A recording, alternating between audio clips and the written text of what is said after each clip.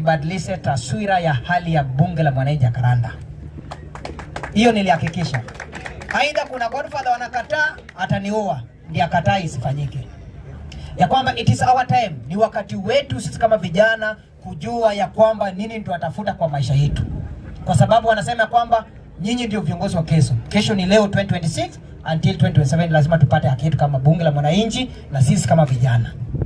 Mchungaji, sisi kama vijana, kwa sababu nilikaa chini nikaona ya kwamba nitafute wale ambao wako na ujuzi. Na nikasema ya kwamba lazima tukue na cooperative.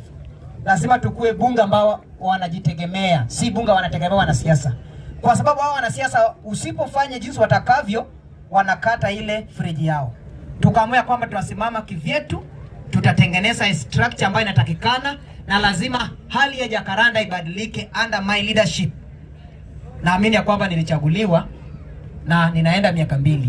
So wale ambao wanataka uchaguzi ni 2028 Januari tarehe 4 wakuje katika kwenye kinyang'anyiro.